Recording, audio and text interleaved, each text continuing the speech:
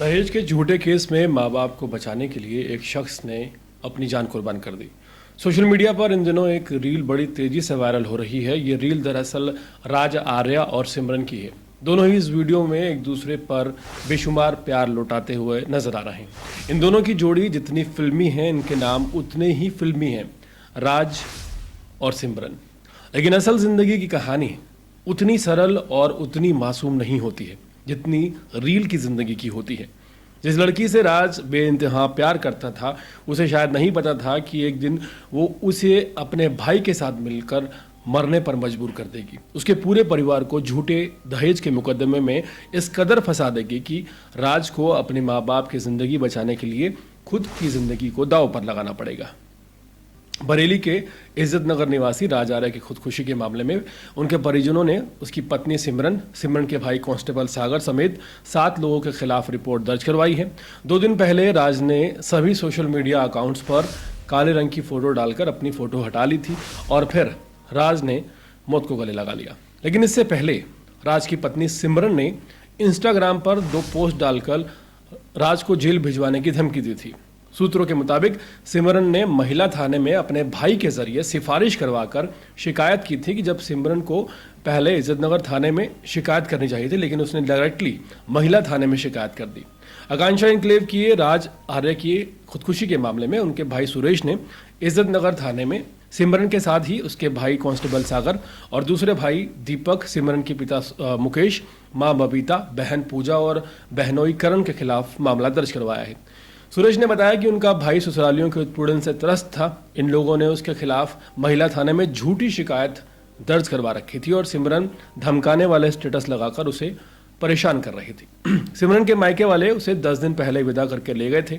जब राज और उनके भाई सुरेश सिमरन के मायके उसे लेने के लिए गए तो सिमरन और उसके परिजनों ने उनसे मारपीट की, 5 लाख रुपए की मांग की गई, तलाक नहीं देने पर जेल भिजवाने की धमकी दी गई।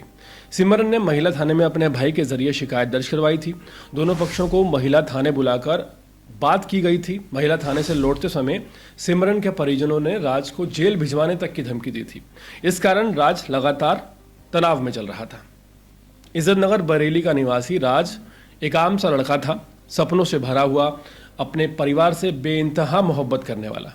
उसकी कहानी किसी बॉलीवुड फिल्म से शुरू होती है, राज और सिमरन। लेकिन जहां फिल्मों में एंडिंग हैप्पी एवर आफ्टर होती है, वहीं असल जिंदगी का सच कहीं ज़्यादा कड़वा होता है।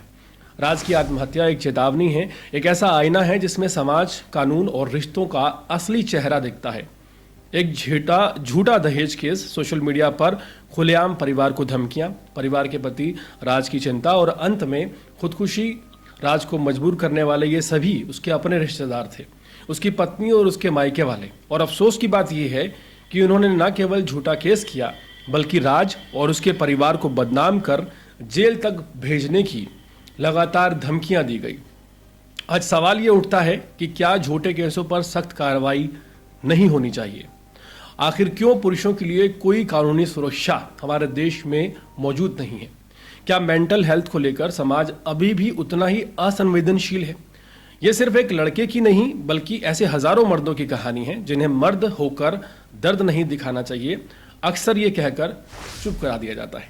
ये कहानी बेहद दुखद है और सोचने पर मजबूर करती है कि राज आर्या की खुदकुशी एक ऐसी त्रासदी है जो हमारे समाज में झूठे मुकदमों और रिश्तों में बढ़ते अविश्वास की गंभीरता को उजागर करती है।